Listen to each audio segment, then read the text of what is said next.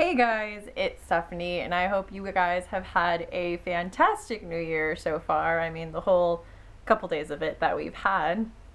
But anyway, I just wanted to talk about my January TBR. If you guys remember watching my resolutions video, I didn't want to bog myself down. I wanted to leave a little more room for mood reading.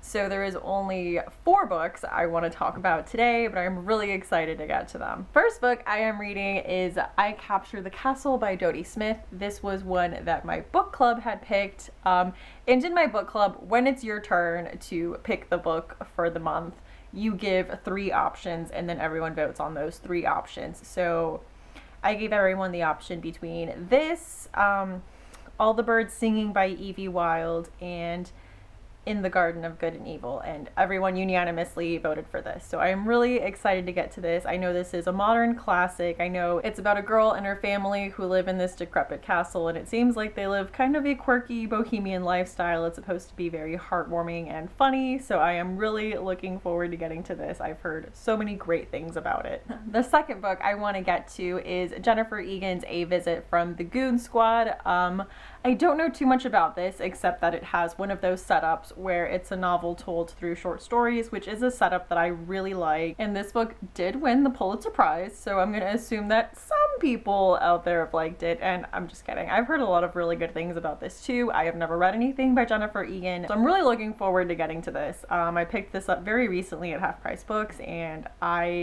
you know, when you buy books, you just kind of want to get to them right away. So this is definitely the case with this one. The next book that I'm reading was a book that I also picked up in that very same haul. And it's a book I have been wanting for forever. It had been on my Amazon wish list for like over a year since I had seen the movie. And this is Let the Right One In by John, I can't pronounce that name, Lindqvist. And I am buddy reading this with Julie over at A Girl and a Book. This is a horror novel.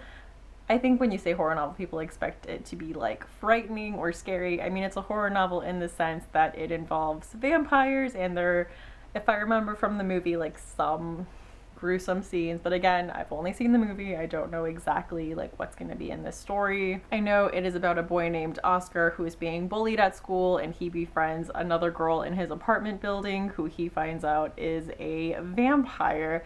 And I thought it was a really great story, and I've really been wanting to read the book, which is weird for me. Usually when I watch a movie, I lose all desire to read the book because I kind of feel like I've checked it off. Like, I already know what happened. I can move on.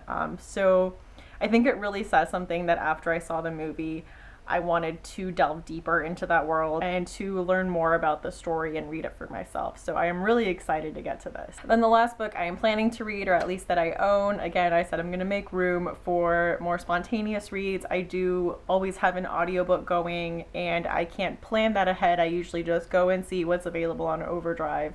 But the last book, you know, from my library that I own that I'm planning to read is one I've picked up really recently. I haven't even hauled it on my channel yet. It was very spontaneous and a cover by, which is odd for me. This is In the Land of the Living by Austin Ratner. I've already spilled coffee on that front cover because I'm a freaking klutz. Anyway, you know when you go to a bookstore and you just kind of start like picking up like covers that look interesting. So I picked this up and I read the front flap, and it had my buzzword, which is a family saga coming of age story, which I was like, ding, ding, ding, we have a winner. So it looks like it's about 3 generations of a family, and it is focused on like the males in that family and the relationship between fathers and sons. Seems kind of East of Eden-ish, which is always a good thing. I am interested to see if my spontaneity and lack of knowledge about a book has paid off, and I will let you know at the end of the month. So I'm a little more open-minded about this. I have like no idea what to expect because I have not heard anything about this book anywhere. But anyway, guys, like I said, those are kind of the 4 core books I want to get to. We'll be making room for audiobooks and maybe random library books throughout the month. I don't know. So what's a book you're excited to read this January? Please let me know in the comments. And again, thank you so much for watching, and I hope to see you again soon. Bye!